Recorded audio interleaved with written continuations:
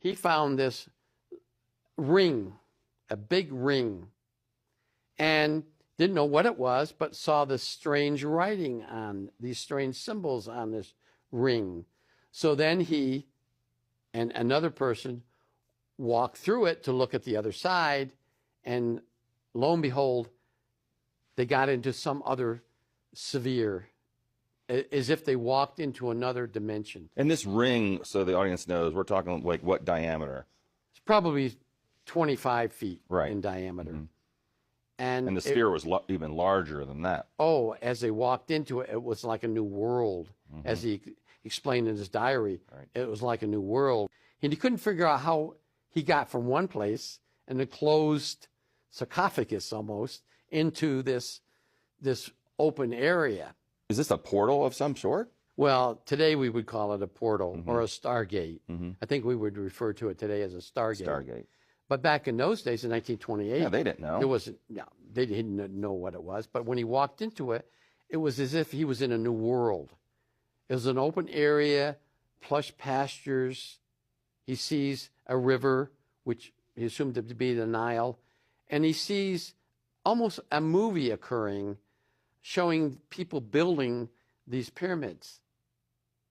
And he's in there, he thinks, for maybe an hour, but when he comes out, he's been there for 3 days. He's been for over 72 hours because the crew that he came with were scared. They got out of that tunnel and got out into the open because they thought that they ended up on some other side. Or it swallowed them up. Or swallowed them up.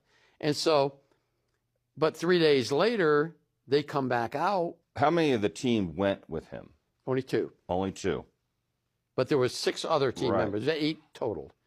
And so those other 6 left, but they stayed up in the area outside where they had an encampment.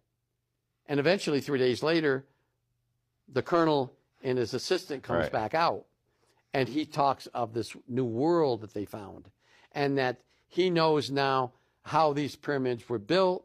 He knows where they are located. He knows that there's tunnels under each one of them, and he sees these strange-looking beings, and this is in his diary, strange-looking beings that are probably not from Earth. Now, he says this in his diary, and this is 1928. Right.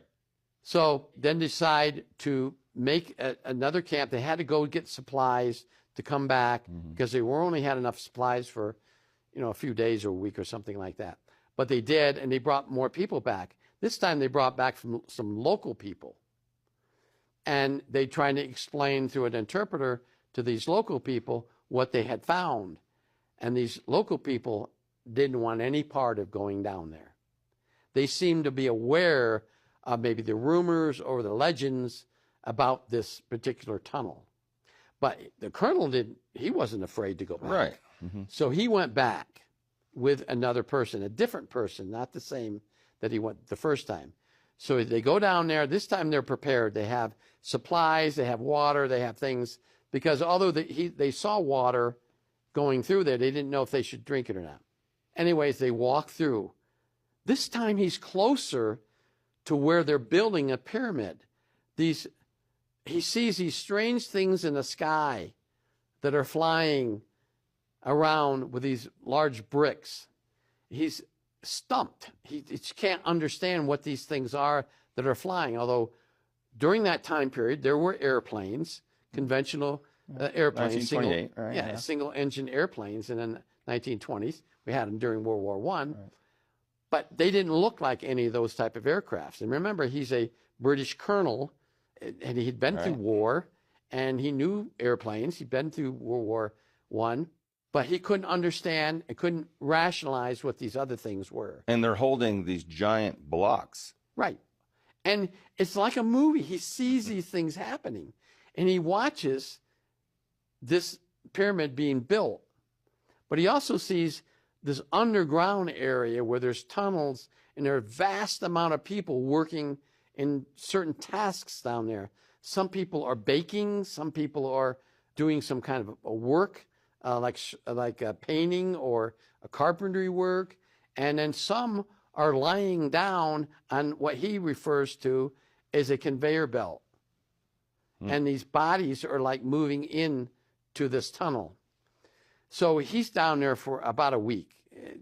He's estimating. When he comes out, now he has a story to tell. He documents all this in his diary. If he was a week down there, when he got back, was he gone for 4 weeks? Did he say no, anything? he came back and it was a week missing. Oh, okay. Missing time for a week. And then he goes back. Eventually gets back to the UK, and he tells his story to a society, and none of them believe him. They didn't believe him. They didn't believe a word he said, Right. even though he had two witnesses, because he brought two different people, took two different people in there.